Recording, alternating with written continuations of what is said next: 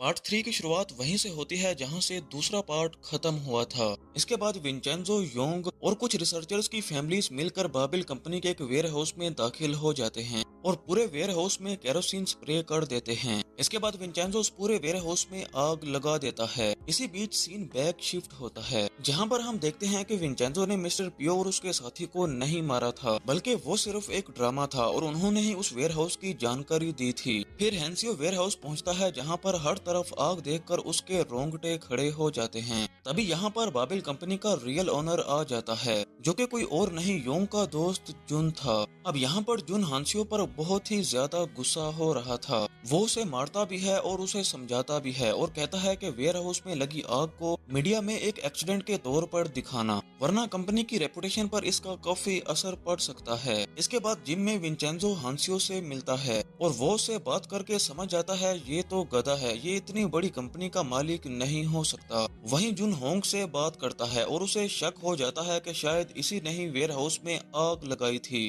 अब यहाँ पर विंचेंजो होंग से मिलता है और उसे कहता है कि हैंसियो कंपनी का रियल ओनर नहीं है। अब यहाँ पर ये सोचते हैं कि हम कैसे कंपनी के रियल ओनर से मिल सकते हैं। इधर हान छोए को विंचेंजो के बारे में बता रहा था कि वो एक बदमाश लॉयर है, लेकिन वो इटली में बदमाश है, कोरिया में नहीं है। इसीलिए मुझे नहीं लगता कि वो यहाँ पर आकर इस तरह की हरकतें करेगा। लेकिन छोए बोलती है कि नहीं, दाल में कुछ तो काला है। इसीलिए वो प्लाजा आ जाती है जहाँ पर उसे वो असिस्टेंट मिलता है, जो कि बोलता है कि मैं ही विंचेंजो हूँ। लेकिन छोए उसे देखते ही समझ जाती है कि ये विंचेंजो नहीं है। अब वो बाहर आ ही रही होती है कि तभी सामने से होंग और विंचेंजो आ रहे होते हैं और विंचेंजो को देखकर वो समझ जाती है कि यही विंचेंजो है। वो उसके पास जाकर पूछती है कि क्या तुम ही विंचेंजो हो, जिस पर होंग बोलती है कि हाँ यही विंचेंजो है, लेकिन अभी इनका गला खराब है इसीलिए ये बात नहीं कर सकते। क्योंकि अगर विंचेंजो छोए से बात करता तो वो समझ जाती कि रात को इसी ने ही मुझे धमकी दी थी। जिसके बाद और ज्यादा रिसर्च करने पर इनको पता चलता है कि बाबिल कंपनी सिर्फ एक ही मेडिसिन नहीं बल्कि बहुत सारी मेडिसिन बना रही है जो लोगों के लिए जानलेवा हैं, और जितने भी लोग उन मेडिसिन की वजह से मारे जा रहे हैं उनका बाबिल कंपनी पर कोई भी असर नहीं पड़ता, क्योंकि सारी मीडिया भी उन्हीं के हाथ में है।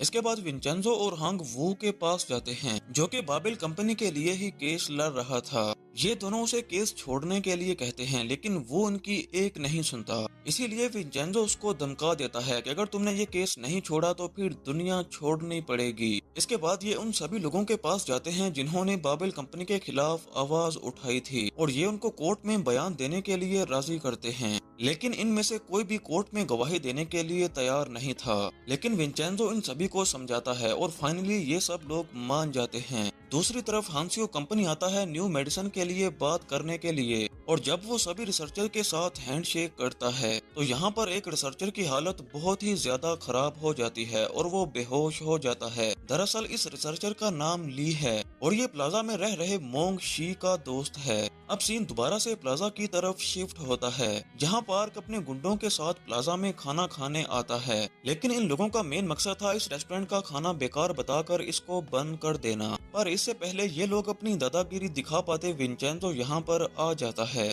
और इन सभी को अच्छा सबक सिखाता है। वहीं वो मोंगशिन अपने फ्रेंड को मिलने हॉस्पिटल पहुंचता है, जिसे बाबिल कंपनी के हॉस्पिटल में एडमिट किया हुआ था, जहां डॉक्टर शिन को बताता है कि ली की हालत पहले से ही खराब थी, इसमें बाबिल कंपनी की कोई भी गलती नहीं है। और ये सब सुनकर शिन समझ जाता है कि ये डॉक्टर भी बाबिल कंपनी के साथ ही मिला हुआ है। जिसके बाद शिन प्लाजा के सभी लोगों को इस बारे में बताता है और ये सभी ली को इंसाफ दिलाने का फैसला करते हैं, क्योंकि ली एक अच्छा इंसान था और वो सभी की हेल्प किया करता था। जिसके बाद हम लॉयर वू को देखते हैं, जो कि प्लाजा में विंचेंजो और होंग को मिलने आया है, जहां पर होंग वू को कहती है कि सारे विक्टिम्स कोर्ट में फैसला देने के लिए तैयार हो चुके हैं, इसीलिए अब वो तुम्हें रिजेक्ट कर रहे हैं क्योंकि तुमने बाबिल कंपनी से पैसे लेकर खाए हैं। दरअसल वू ने उन लोगों से प्रॉमिस किया था कि वो उनको जस्टिस दिलाएगा, लेकिन वो पैसों के लालच में आ गया और उसने बाबिल कंपनी से सेटलमेंट कर ली, और अब योंग और विंचेंजो ने उन लोगों के सामने उसकी पोल खोल दी और इसीलिए वो सभी इन दोनों का साथ देने के लिए राजी हो गए। अब ये सब सुनकर वो अपने ऑफिस की तरफ भागता है, क्योंकि उसने बाबिल कंपनी से जो पैसे लिए थे वो उसने अपने ऑफिस में ही छुपा कर रखे थे।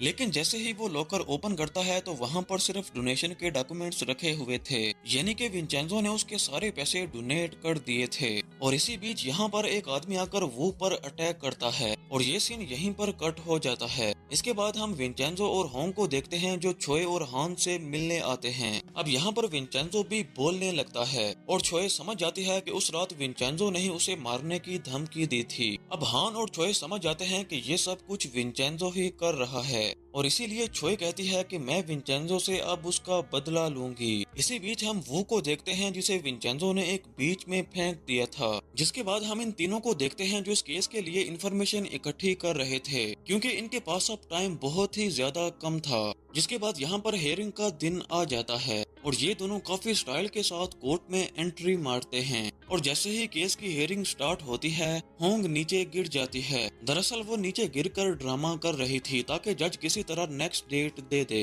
लेकिन अब तो जज भी बाबिल वालों से मिला हुआ था, इसीलिए वो उसके होश में आने का इंतजार करता है। ये देखकर होंग उठ जाती है और अपना आर्गुमेंट देने लगती है, लेकिन तभी कोर्ट से लाइट चली जाती है जिसकी वजह से कोर्ट में सभी कंप्यूटर्स बंद हो जाते हैं। अब होंग ये देखकर काफी खुश होती है क्योंकि ये काम भी इन्हीं लोगों का था, पर जज अपनी जिद पर ही अड़ा रहता है, इसीलिए वो कंप्यूटर की जगह अपना लैपटॉप मंगवा लेता है। जिसके बाद ये लोग अपनी आखिरी चाल चलते हैं और कोर्ट में शहद की मक्खियां छोड़ देते हैं, जिसकी वजह से कोर्ट में सभी लोग इधर उधर भागने लगते हैं और तभी एक मक्खी आकर जज को भी काट लेती है और फाइनली इस केस की हियरिंग डेट एक हफ्ता आगे बढ़ जाती है। और ये सब देखकर विंचेंजो और उसकी पूरी टीम काफी खुश होते हैं। इसके बाद कोर्ट के बाहर विंचेंजो होंग को बोलता है कि तुम प्लाजा जाओ, मैं थोड़ी देर तक आ जाऊंगा। अब यहाँ पर विंचेंजो ग्योंगजा से मिलने आता है। वो उसको बोलता है कि अब तुमसे मिलने कोई भी नहीं आया करेगा और साथ ही उससे पूछता है कि तुम्हारे बच्चे कितने हैं, जिस पर वो कहती है कि मेरा इस दुनिया में कोई नहीं है। इसके बाद विंचेंजो अकेला ही स्मोकिंग कर रहा था और उस टाइम को याद कर रहा था जब उसकी मदर उसको छोड़कर जा रही थी। दूसरी तरफ हम सियोक को देखते हैं जिसे उसका बॉस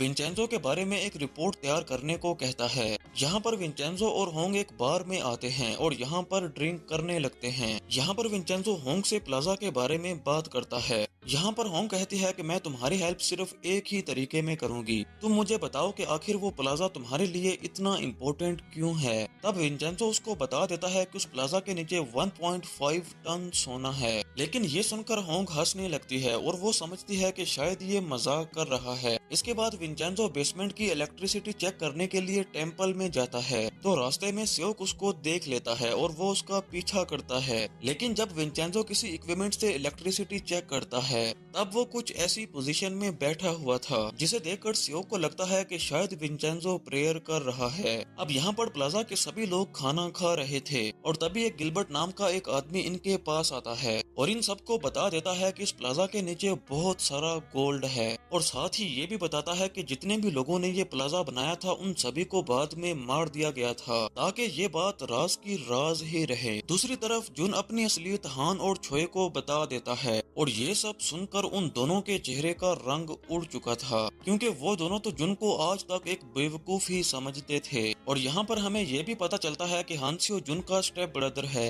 अब यहाँ पर छोए को पता चलता है कि वो सारे विक्टिम्स अगले हफ्ते कोर्ट में आने वाले हैं, इसीलिए वो उन सभी लोगों को डोनेशन स्कैम केस में फंसा देती है ताकि केस होने पर वो टेस्टिफाई ही ना कर सकें। ये पता चलने पर वो पुलिस स्टेशन आ जाते हैं लेकिन चाह कर भी उनको बाहर नहीं निकाल पाते और अब फाइनली फिर से हियरिंग डेट आ जाती है और दोनों ही पार्टी कोर्ट में आ जाती हैं। कोर्ट की हियरिंग स्टार्ट हो जाती है और छोए अपने आर्गुमेंट्स देना शुरू कर देती है। होंग के पास कोई भी विक्टिम नहीं था, इसीलिए छोए जीतने के लिए काफी ज्यादा कॉन्फिडेंट लग रही थी। पर तभी होंग अपने न्यू गवाह को कोर्ट में बुलाती है और वो कोई और नहीं बल्कि विंचेंजो था। इस पार्ट को हम यहीं पर खत्म करते हैं।